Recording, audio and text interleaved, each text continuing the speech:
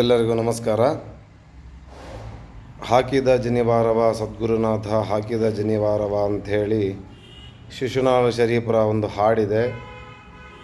ಇವತ್ತು ಯಾಕೆ ಅದು ನೆನಪಾಯಿತು ಅಂತ ಹೇಳಿದರೆ, ಜನಿವಾರ ಹಾಕಿದರು ಗುರುಗಳು ಅಂಥೇಳಿ ಒಬ್ಬ ಮುಸಲ್ಮಾನ ಆಗಿ ಧರ್ಮದಲ್ಲಿ ಹುಟ್ಟಿರತಕ್ಕಂಥ ಶಿಶುನಾಳ ಶರೀಫರು ಆ ಜನಿವಾರದ ಮಹತ್ವವನ್ನು ಹೇಳಿದರು ಹಾಡಿನೊಳಗೆ. ಆದರೆ ಇವತ್ತು ಒಬ್ಬ ಹುಡುಗನಿಗೆ ಪರೀಕ್ಷೆ ಸಮಯದೊಳಗೆ ಜನಿವಾರ ತೆಗೆಸಿ ಪರೀಕ್ಷೆ ಬರೀಬೇಕು ಅಂತೇಳಿ ಒಬ್ಬರಿಗಲ್ದಲ್ಲೇ 2-3 ಜನಕ್ಕೆ ಆ ರೀತಿ ಆಗಿದೆ ಅಂತೇಳಿ ಟಿ ವಿ ಒಳಗೆ ನೋಡ್ತಾ ಇದ್ದೆ. ಜನಿವಾರ ಅಂದರೆ ಏನು, ಅದರ ಮಹತ್ವ ಏನು, ಅದೆಲ್ಲದೂ ಸಹ ತಿಳ್ಕೊಳ್ಳೋಂಥ ಸಮಯ. ಆದರೆ ಮುಖ್ಯವಾಗಿ ಇದೆಲ್ಲದಕ್ಕಿಂತ ಮುಖ್ಯವಾಗಿ ಈಗೇನು ನಾನು ಪರೀಕ್ಷೆ ಬರೆಯೋದಿಲ್ಲ ಜನಿವಾರ ತೆಗೆಯೋದಾದರೆ ಅಂಥೇಳಿ ಆ ಹುಡುಗ ಜನಿವಾರ ತೆಗೆಯೋದಲ್ಲೇ ಪರೀಕ್ಷೆನೇ ಬರೀದಲ್ಲೇ ವಾಪಸ್ ಹೋಗಿದ್ದಾನೆ. ಗಣಿತ ಪರೀಕ್ಷೆ ಒಂದು ಬರೀಲಿಲ್ಲ, ಮ್ಯಾಥ್ಸ್ ಪರೀಕ್ಷೆ ಬರೀಲಿಲ್ಲ ಅಂಥೇಳಿ ನೋಡಿದಾಗ ಆ ಹುಡುಗನ ತಲೆಯಲ್ಲಿ ಏನಿದ್ದಿದ್ದು, ಧರ್ಮೋ ರಕ್ಷತೆ ರಕ್ಷಿತಃ, ಧರ್ಮ ನನ್ನನ್ನು ರಕ್ಷಣೆ ಮಾಡುತ್ತೆ, ನಾನು ಧರ್ಮವನ್ನು ರಕ್ಷಣೆ ಮಾಡ್ತಾಯಿದ್ದೀನಿ ಅಂಥೇಳಿ ಅಂದ್ಕೊಂಡ.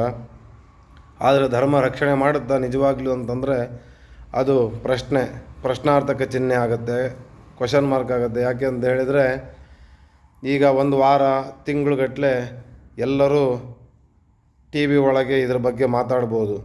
ಅದಾದ ನಂತರ ಯಾವ ಸಂಘದವರು ಬರಲ್ಲ, ಯಾವ ಟಿ ವಿಯವರು ಬರಲ್ಲ. ಕೊನೆಗೆ ಆ ಹುಡುಗ ಒಬ್ಬನೇ ಅದ್ರ ಬಗ್ಗೆ ಎದುರಿಸ್ಬೇಕಾಗತ್ತೆ. ಮುಂದೆ ಜೀವನದೊಳಗೆ ಅವನಿಗೆ ಯಾವತ್ತಾದರೂ ಒಂದು ದಿವಸ ನಾನು ಅವತ್ತೊಂದು ದಿವಸ ಜನಿವಾರ ತೆಗೆದುಬಿಟ್ಟು ಪರೀಕ್ಷೆ ಬರೆದು ಮನೆಗೆ ಬಂದು ಮತ್ತು ಹೊಸ ಜನಿವಾರ ಹಾಕ್ಕೊಂಡು 1000 ಗಾಯತ್ರಿ ಜಪ ಮಾಡಿಬಿಟ್ಟಿದ್ರೆ ಜೀವನ ಪೂರ್ತಿ ಚೆನ್ನಾಗಿರ್ತಿದ್ದೆ ಅಂತೇಳಿ ಅನ್ನಿಸ್ಬಾರ್ದು. ಆ ರೀತಿಯಾಗಿ ನೀವು ಮುಖಂಡರು ಅದ್ರ ಬಗ್ಗೆ ಕ್ರಮವನ್ನು ತಗೊಳ್ರಿ. ಯಾಕೆಂತಂದರೆ ಒಂದು ದಿವಸ ಒಂದು ವಾರ ಆರಂಭ ಶೂರರು ಅಂಥೇಳಿ 2-3 ದಿವಸ ಟಿ ವಿ ಒಳಗೆ ಬರ್ತೀವಿ ಅಂಥೇಳಿ ಮಾತಾಡಿಬಿಟ್ಟು ಆಮೇಲೆ ಯಾರೂ ಅದ್ರ ಬಗ್ಗೆ ಚರ್ಚೆ ಮಾಡೋದಿಲ್ಲ. ಬ್ರಾಹ್ಮಣ, ಕ್ಷತ್ರಿಯ, ವೈಶ್ಯ 3 ಜನರು ಸಹ ಜನಿವಾರ ಹಾಕ್ತಾ ಇರ್ತಾರೆ. ಮತ್ತು ಜೈನರು ಸಹ ಜನಿವಾರವನ್ನು ಹಾಕ್ತಾರೆ. ಇನ್ನು ಕೆಲವರು ಇಷ್ಟ ಇದ್ದವರು, ಈಗ ಒಬ್ಬರು ಅವರು ಸಹ ಜನಿವಾರ ಹಾಕ್ಕೊಂಡಿದ್ರು. ಅದು ಅವರವರ ಮನಸ್ಸಿಗೆ ಬಿಟ್ಟಿದ್ದು. ಜನಿವಾರ ಹಾಕೋದು ಅಂಥದ್ದು ಅವರ ಮನಸ್ಸಿಗೆ ಬಿಟ್ಟಿದ್ದು. ಆದರೆ ಅದು ನನ್ನನ್ನು ರಕ್ಷಣೆ ಮಾಡಲಿಲ್ಲ ಅಂಥೇಳಿ ಆ ಹುಡುಗನಿಗೆ, ಬಾಲಕನಿಗೆ ಅನ್ನಿಸ್ಬಾರ್ದು. ಆ ರೀತಿಯಾಗಿ ಪ್ರಯತ್ನ ಮಾಡಿ. ಶಿಶುನಾಳ ಶರೀಫರು ಮತ್ತು ಗೋವಿಂದ ಭಟ್ರು ಸ್ವಾರಸ್ಯವಾದಂಥ ಒಂದು ಘಟನೆಯನ್ನು ಒಬ್ಬರು ಬಾಯಲ್ಲಿ ಕೇಳಿದ್ದೆ, ನಾನು ಎಲ್ಲೂ ಓದಿದ್ದಲ್ಲ ಇದು. ಶಿಶುನಾಳ ಶರೀಫರು ಗೋವಿಂದ ಭಟ್ರು ಇಬ್ಬರು ನದಿ ತೀರದೊಳಗೆ ಕೆರೆ ದಂಡಿ ಒಳಗೆ ಕೂತ್ಕೊಂಡು ಅವರು ಸೆರೆ ಕುಡಿತಾ ಇದ್ದರು, ಶಂಕರಿ ಕುಡಿತಾ ಇದ್ದರು ಅಂಥೇಳಿ. ಅವತ್ತಿನ ದಿವಸ ನೂಲು ಹುಣ್ಣಿಮೆ ಅಂಥೇಳಿ ಜನಿವಾರ ಬದಲಿ ಹೊಸ ಜನಿವಾರ ಹಾಕೋಣಂಥ ದಿವಸ. ಎಲ್ಲ ಬ್ರಾಹ್ಮಣರು ಜನಿವಾರ ತೊಗೊಂಡು ನದಿಗೆ ವಿಸರ್ಜನೆ, ಹಳೆಯ ಜನಿವಾರನ ನದಿ ವಿಸರ್ಜನೆ ಮಾಡೋಕ್ಕೆ ಅಂತ ಬಂದಿದ್ದಾರೆ. ಬಂದಂಥ ಸಮಯದೊಳಗೆ ಇವರಿಬ್ಬರು ಕೂತ್ಕೊಂಡು ಕುಡಿತಾ ಇರೋದನ್ನು ನೋಡಿ ಅವರೆಲ್ಲರೂ ಅಪಹಾಸ್ಯ ಮಾಡಿ, ಅಲ್ರಿ ಗೋವಿಂದ ಭಟ್ರೆ ನೀವು ತಿಳುವಳಿಕೆ ಇಲ್ಲ, ಅವನಂತರೂ ಮುಸಲ್ಮಾನರನ್ನು, ನೀವು ಆ ಜನಿವಾರ ಇವತ್ತು ಹಬ್ಬದ ದಿವಸ ಚೇಂಜ್ ಮಾಡ್ಕೊಳೋದು ಬಿಟ್ಟು ನೀವು ಸೆರೆ ಕುಡಿತಾ ಕೂತಿರಲ್ಲ ಅಂತಂದ್ರೆ, ಇಲ್ಲ ನಾವು ಚೇಂಜ್ ಮಾಡ್ಕೊಂಡಿವಿ ಅಂತೇಳಿ ಇವರು ಹೇಳ್ತಾರೆ, ಸುಳ್ಳು ಹೇಳ್ತಾರೆ. ಸುಳ್ಳು ಹೇಳಿದ ತಕ್ಷಣ ಗೋವಿಂದ ಭಟ್ರು ಅವರು ಜನಿವಾರ ತೋರಿಸ್ತಾರೆ, ಅದು ಹೊಸ ಜನಿವಾರನೇ ಇರುತ್ತದೆ. ನಮ್ಮ ಶರೀಫನು ಚೇಂಜ್ ಮಾಡ್ಯಾನಂತಾರೆ. ಶರೀಫರಿಗೆ ತೋರಿಸ್ರಿ ನಿಮ್ಮ ಜನಿವಾರನ ಅಂತೇಳಿ ತೋರಿಸೋ ಶರೀಫ ಅಂತಂದರೆ ಅವ್ರು ಅಂಗಿ ಬಿಚ್ಚಿ ನೋಡಿದರೆ ಜನಿವಾರ ಇರೋದೇ ಇಲ್ಲ. ಶಿಶುನಾಳ ಶರೀಫರಿಗೆ ಕೇಳಿದರೆ ಎಲ್ಲಿ ಹೋತೋ ಜನಿವಾರ ಅಂತಂದ್ರೆ, ಗುರುಗಳೇ ಯಾವಾಗ ಉದುರಿ ಹೋಗ್ಬಿಟ್ಟೈತ್ರಿ ಅಂತ ಅವರು ನಕ್ಕಿ ಹೇಳ್ತಾರೆ. ಹೇಳಿದ ತಕ್ಷಣ ಎಲ್ಲ ಬ್ರಾಹ್ಮಣರು ನಗಕ್ಕೆ ಶುರು ಮಾಡಿದರು. ಗೋವಿಂದ ಭಟ್ರಿಗೆ ಒಂಥರ ಅಸಹ್ಯ ಆಗಿಬಿಡ್ತು, ಅಪಹಾಸ್ಯ ಆಯಿತು ಅಂಥೇಳಿ ಅವ್ರು ಏನು ಮಾಡಿದರು, ಅವ್ರ ಹತ್ರ ಇದ್ದಂಥ ಅಲ್ಲೇ ಕಳೆ ಕೀಳಕ್ಕೆ ತಗೊಂಡಂಥ ಒಂದು ಕುರ್ಚಿಗೆ ತಗೊಂಡು ಅವರ ಹೊಟ್ಟೆಯನ್ನು ಈ ರೀತಿಯಾಗಿ ಕಟ್ ಮಾಡಿ ಅದರೊಳಗಿಂದ ಎಳೆದ್ರೆ ಜನಿವಾರ ಬಂತು ಅಂತ ಹೇಳಿ ಅವ್ರು ಹೇಳಿದರು. ಅವಾಗ ಹೇಳಿದ್ರಂತೆ, ನೀವೆಲ್ಲ ಮೇಲೆ ಹಾಕಿರಿ ಜನಿವಾರನ, ಶರೀಫ ಒಳಗೆ ಹಾಕ್ಯಾನೆ ಅಂತ ಹೇಳಿದ್ರಂತೆ. ಅದಕ್ಕೆ ಶಿಶುನಾಳ ಶರೀಫರು ಹಾಕಿದ ಜನಿವಾರವ ಹಾಡಿನೊಳಗೆ ಭಾಳ ಸ್ವಾರಸ್ಯಕರವಾಗಿ ಅದ್ರ ಬಗ್ಗೆ ಎಲ್ಲ ಹೇಳಿದ್ದಾರೆ. ಆ ಹಾಡಿನ ಅರ್ಥವನ್ನು ಸೂಕ್ಷ್ಮವಾಗಿ ನೋಡೋಣ. ಈಗ ಯಾಕೆಂತಂದರೆ ಇವತ್ತು ಜನಿವಾರ, ನಾಳೆ ಲಿಂಗ ಕಲ್ಲುಗಳು, ನಾಳೆ ಮತ್ತೊಬ್ಬರು ಲಿಂಗ ತೆಗಿಬೇಕು ಅಂತ ಹೇಳ್ತಾರೆ. ಯಾಕೆಂತಂದರೆ ಲಿಂಗದೊಳಗಡೆಗೆ ಮೈಕ್ರೋ ಚಿಪ್ಗಳನ್ನು ಇಟ್ಕೊಳ್ಳೋಷ್ಟು ಜಾಗ ಇರ್ತದೆ ಅದರೊಳಗೆ ಅಂಥೇಳಿ. ಮತ್ತೊಬ್ಬರು ಮತ್ತೊಂದನ್ನು ಹೇಳ್ಬೋದು. ಅದಕ್ಕೋಸ್ಕರ ಧರ್ಮ ಅಂತಂದರೆ ಮೇಲ್ನೋಟಕ್ಕೆ ಕಾಣುವಂಥದ್ದಲ್ಲ, ಒಳಗಡೆಗೆ ಇಳಿದು ನೋಡಿದರೆ ಇನ್ನೂ ಹೆಚ್ಚಾಗಿದೆ.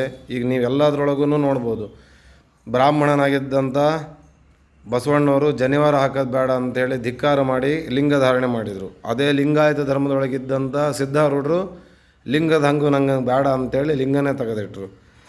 ಇನ್ನು ಆಂಧ್ರ ಪ್ರದೇಶದೊಳಗೆ SP ಬಾಲಸುಬ್ರಹ್ಮಣ್ಯ ಅವರೆಲ್ಲ ಲಿಂಗಿ ಬ್ರಾಹ್ಮಣರು ಅಂತ ಲಿಂಗನೂ ಧಾರಣೆ ಮಾಡ್ತಾಯಿದ್ರು, ಜನಿವಾರನೂ ಹಾಕ್ತಾಯಿದ್ರು. ಅಂದರೆ ಅವ್ರಿಗೆ ಇಷ್ಟ ಬಂದಂಗೆ ಈ ಧರ್ಮವನ್ನು ಪಾಲನೆ ಮಾಡ್ಬೋದು. ಆದರೆ ಮುಖ್ಯವಾಗಿ ಜನಿವಾರ ಅದರ ಅರ್ಥ ಏನು ಅಂತ ಹೇಳಿ ತಿಳ್ಕೋಬೇಕು. ಮೇಲ್ನೋಟಕ್ಕೆ ಅದು ಒಂದು ದಾರ, ₹6 ಈಗ ₹10 ಕೊಟ್ಟರೆ ಜನಿವಾರ ಸಿಕ್ಕಿಬಿಡ್ತದೆ, ಯಾರು ಬೇಕಾದರೂ ಹಾಕ್ಕೋಬೋದು. ಆದರೆ ಜನಿವಾರ ಹಾಕಿದ ಮಾತ್ರಕ್ಕೆ ಅವನು ಬ್ರಾಹ್ಮಣ ಆಗೋದಿಲ್ಲ, ಅಥವಾ ಅದರಿಂದ ಅವನಿಗೆ ಶಕ್ತಿ ಬರ್ತಾ ಇರೋದಿಲ್ಲ. ಅದರ ಅರ್ಥ ಏನು ಅಂತ ಹೇಳಿದರೆ ಶಿಶ್ನಾಳ ಶರೀಫ್ರ ಹಾಡಿನ ಮೂಲಕ ಸ್ವಲ್ಪ ಹೇಳ್ತೀನಿ, ಭಾಳ ಲೆಂತ್ ಆಗುತ್ತೆ ವಿಡಿಯೋ ಇದು. ಹಾಗಾಗಿ ಹಾಕಿದ ಜನಿವಾರವ ಸದ್ಗುರುನಾಥ ಹಾಕಿದ ಜನಿವಾರವ, ಹಾಕಿದ ಜನಿವಾರ ನೂಕಿದ ಭವಭಾರ, ಲೋಕದ ಬ್ರಹ್ಮಜ್ಞಾನ ನೀ ತಿಳಿಯೆಂದು.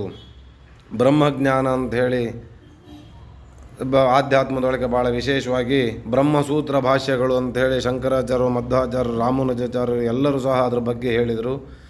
ದ್ವೈತ, ಅದ್ವೈತ, ವಿಶಿಷ್ಟಾದ್ವೈತ ತತ್ವಗಳ ಬಗ್ಗೆ ಅದರೊಳಗೆಲ್ಲ ಹೇಳಿರ್ತಾರೆ. ವ್ಯಾಸ ಮಹರ್ಷಿಗಳು ಬರೆದಿರ್ತಕ್ಕಂಥ ಬ್ರಹ್ಮಸೂತ್ರ ಭಾಷೆ ಇರಬೇಕು ಅಂತ ಅನ್ಕೋತೀನಿ. ಅದೆಲ್ಲವನ್ನು ಸಹ ತಿಳಿಬೇಕಪ್ಪ ಅಂಥೇಳಿ ಗುರುಗಳು ನನಗೆ ಜನಿವಾರ ಹಾಕಿದರು ಅಂತ ಹೇಳಿದರು. ಮುಂದೆ ಸಂಧ್ಯಾವಂದನೆ ಕಲಿಸಿ ಆನಂದ ಬಿಂದು ಮಧ್ಯದ ನಿಲ್ಲಿಸಿ. ಜನಿವಾರ ಹಾಕಿದ ತಕ್ಷಣ ಮುಗಿಲಿಲ್ಲ, ಸಂಧ್ಯಾವಂದನೆಯನ್ನು ಕಲಿಸಿದರು. ಗಾಯತ್ರಿ ಮಂತ್ರ ಜಪವನ್ನು ಎಲ್ಲ ಕಲಿಸಿ ಅದರಿಂದ ನನಗೆ ಷಟ್ಚಕ್ರಗಳು ಅಂತೇಳಿ ಮನುಷ್ಯನ ದೇಹದೊಳಗೆ ಇರ್ತವು ಅಂಥೇಳಿ, ಅದರೊಳಗೆ ಮೇಲುಗಡೆ ನೆತ್ತಿ ಮೇಲೆ ಇರ್ತಕ್ಕಂಥದ್ದು ಸಹಸ್ರಾರ ಚಕ್ರ. ಅದಕ್ಕೆ ಶಿಶ್ನಾಳ ಶರೀಫ್ರಲ್ಲಿ ಏನಂತ ಹೇಳಿದರು, ಆನಂದದ ಬಿಂದು ಅಂತ ಹೇಳಿದರು. ನಾವು ಮಾಡಿರ್ತಕ್ಕಂಥ ಎಲ್ಲ ಜಪ ಅಲ್ಲಿ ಹೋಗಿ ಶೇಖರಣೆ ಆಗಬೇಕು. ಮೂಲಾಧಾರ ಚಕ್ರದಿಂದ ಸಹಸ್ರಾರ ಚಕ್ರಕ್ಕೆ ಹೋಗಿ ಶೇಖರಣೆ ಆಗಿ ಅಲ್ಲಿಂದ ಪರಮಾತ್ಮನನ್ನು ಸೇರಬೇಕು ಅಂತೇಳಿ. ಯಾಕೆಂತಂದರೆ ಪ್ರಾಣ ಪಕ್ಷಿ ಮೇಲೆ ಹಾರ್ತಾ ಇರ್ತದೆ, ಪುಟಿತಾ ಇರ್ತದೆ. ಚಿಕ್ಕ ಮಕ್ಕಳಿಗೆ ನೀವು ನೆತ್ತಿ ನೋಡಿದರೆ ಮೇಲೆ ಹಾರ್ತಾ ಇರ್ತದೆ. ಅಂದರೆ ಪ್ರತಿಯೊಂದು ಜೀವಿಗೂ ಜೀವಾತ್ಮ ಪರಮಾತ್ಮನಲ್ಲಿ ಸೇರಬೇಕು ಅನ್ನೋದೇ ಅವನ ಆಸೆ ಆಗಿರುತ್ತದೆ ಅಂಥೇಳಿ. ಅದಕ್ಕೋಸ್ಕರ ಮೇಲ್ಗಡೆಗೆ ಪರಮಾತ್ಮ ಇದ್ದಾನೆ, ಕೆಳಗಡೆಗೆ ಅಧೋಮುಖ ಪ್ರಯಾಣ, ಮೇಲೆ ಹೋದರೆ ಊರ್ಧ್ವಮುಖ ಪ್ರಯಾಣ ಅಂಥೇಳಿ. ಊರ್ಧ್ವಮೂಲ ಮದಶಾಖ ಅಂಥೇಳಿ ಹಿಂಗೆಲ್ಲ ಭಗವದ್ಗೀತೆಗಳ ಬೇರೆ ಬೇರೆ ಕಥೆಗಳೆಲ್ಲ ಬರ್ತಾ ಇರ್ತವೆ, ಶ್ಲೋಕಗಳು. ಆ ರೀತಿಯಾಗಿ ಸಂಧ್ಯಾವಂದನೆಯನ್ನು ಕಲಿಸಿದ್ರು. ನನಗೆ ಅದರಿಂದ ಆನಂದ ಸಿಕ್ತು. ಬಿಂದು ಮಧ್ಯದೊಳಗೆ ಗಾಯತ್ರಿ ದೇವಿ ನೆಲೆಸಿದ್ಲು. ಹೊಂದಿಸಿ ಮನಸ್ಸನ್ನು ಆತ್ಮನ ಜಲದಲ್ಲಿ ಎಂದೆಂದಿಗೂ ಯಮನನ್ನು ಅವಳಿ ಎಂದು ಅಂಥೇಳಿ, ಯಮದಂದುಗನ ಅಳಿ ಎಂದು ಅಂಥೇಳಿ. ಅಂದರೆ ಇಂದಲ್ಲ ನಾಳೆ ಒಂದಲ್ಲ ಒಂದು ದಿವಸ ಮನುಷ್ಯ ಸಾಯಲೇಬೇಕು. ಆದರೆ ಸಾಯೋದಕ್ಕೋಸ್ಕರ ಪ್ರತಿ ದಿವಸನೂ ಹೆದರಬೇಡ ಅಂಥೇಳಿ ಅವರು ನನಗೆ ಮನಸ್ಸನ್ನು ಗಟ್ಟಿ ಮಾಡಿದರು ಅಂಥೇಳಿ ಇದರ ಅರ್ಥ ಮಾಡ್ಕೋಬೋದು ಅಂಥೇಳಿ. ಮತ್ತು ಇದು ಬೇರೆ ಬೇರೆ ಶ್ಲೋಕದೊಳಗೆ, ಬೇರೆ ಬೇರೆ ಕಥೆಯೊಳಗೆ ಬೇರೆ ಬೇರೆ ಥರದ ಹಾಡುಗಳಿದ್ದಾವೆ. ಇಲ್ಲಿ ನನಗೆ ಸಿಕ್ಕಿರೋಂಥದ್ದು ಶಿಶುನಾಳಧೀಶನಲ್ಲೇ ಹುಣ್ಣಿಮೆ ನೂಲು ಹೊಸದಾಗಿ ಹೊಸೆಯುತ್ತಲಿ. ಶಿಶುನಾಳಧೀಶ ಅಂತಂದರೆ ಗೋವಿಂದ ಭಟ್ರು ಹುಣ್ಣಿಮೆ ದಿವಸ ಒಂದು ಹೊಸ ನೂಲನ್ನು, ದಾರವನ್ನು ಹೊಸಿತಾ ಇದ್ದಾರೆ. ಮುಸುಕಿರ್ದ ವ್ಯಸನವ ಕಸರನ್ನು ಕಳಿಯೆಂದು. ಅಂದರೆ ವ್ಯಸನ ಅಂತ ಹೇಳಿದರೆ ಚಿಂತೆಗಳು, ಅವೆಲ್ಲವನ್ನು ಸಹ ಅದರೊಳಗೆ ನೀನು ಮುಸುಕೋಗಿದೆಯಾ, ಅದೆಲ್ಲದನ್ನು ಸಹ ಕಳೆದು ಹಸನಾಗಿ ಮೂಲ ಮಂತ್ರದ ಮಣಿಯೊಳೆಂದು ನಿಂದು ಅಂಥೇಳಿ. ಅಂದರೆ ಮಣಿಯಿಂದ ಜಪ ಮಾಡ್ತಾ ಇರ್ತೀವಲ್ಲ ಅದು ಅಂತ ಆಗ್ಬೋದು. ಅಥವಾ ಮೂಲ ಮಂತ್ರದ ಮನೆ, ನಮ್ಮ ದೇಹ ಅನ್ನೋದು ಒಂದು ಮನೆ, ಅದರೊಳಗೆ ಮೂಲ ಮಂತ್ರವನ್ನು, ಗಾಯತ್ರಿ ಮಂತ್ರವನ್ನು ಸ್ಥಾಪನೆ ಮಾಡು ಅಂಥೇಳಿ ಹೇಳಿರ್ತಕ್ಕಂಥದ್ದು. ಜನಿವಾರ ಹಾಕಿದಾಗ ಮುಖ್ಯವಾಗಿ ಕೊಡ್ತಕ್ಕಂಥದ್ದು ಗಾಯತ್ರಿ ಮಂತ್ರ ಉಪದೇಶ. ಆ ಜನಿವಾರದೊಳಗೆ 3 ಎಳೆ ದಾರಗಳಿರ್ತವೆ. ಬ್ರಹ್ಮ, ವಿಷ್ಣು, ಮಹೇಶ್ವರ ಅಂಥೇಳಿ 3 ಸೇರಿಸಿ ಹೇಳ್ತಾರೆ. ಒಂದೊಂದು ಎಳೆ ಒಳಗೆ 3 ಇರ್ತವೆ ದಾರಗಳು. ಓಂಕಾರದ ಮೊದಲನೇದು, ಎರಡನೇದ್ದು ಅಗ್ನಿ, ಮೂರನೇದ್ದು ನಾಗ, ಹಿಂಗೆಲ್ಲ ಅದ್ರ ಒಂದೊಂದು ಜನಿವಾರದೊಳಗೆ ಒಂದೊಂದು ತಂತು ಒಳಗೆ, ಒಂದೊಂದು ದಾರದೊಳಗೆ ಒಬ್ಬೊಬ್ಬರು ದೇವತೆಗಳಿದ್ದಾರೆ ಅಂಥೇಳಿ ಭಾವನೆಯಿಂದ. ಬ್ರಹ್ಮಗಂಟನೊಳಗೆ ಗ್ರಂಥವು ರುದ್ರಮ್ಯ ಸ್ವಾಮಿ ಅಂತೇಳಿ ರುದ್ರನನ್ನು ಸ್ಥಾಪನೆ ಮಾಡ್ತಾ ಇರ್ತಾರೆ, ಅಥವಾ ಗಾಯತ್ರಿಯನ್ನು ಅಥವಾ ಬ್ರಹ್ಮನನ್ನು ಸ್ಥಾಪನೆ ಮಾಡ್ತಾ ಇರ್ತಾರೆ. ಇಷ್ಟು ವಿಶೇಷವಾಗಿ ಅದನ್ನು ನಂಬ್ತಾ ಬಂದಿರ್ತಾರೆ. ಹಾಗಾಗಿ ಅದ್ರ ಬಗ್ಗೆ ಯಾರು ತಾತ್ಸಾರ ಮಾಡೋದು ಬೇಡ. ಅದು ಅವ್ರಿಗೆ ಹಾಕಿದವರಿಗೆ ಇರಿಟೇಟ್ ಆಗಿಲ್ಲ ಅಂದರೆ ನೋಡಿದವ್ರಿಗೆ ಯಾಕೆ ಇರಿಟೇಟ್ ಆಗಬೇಕು.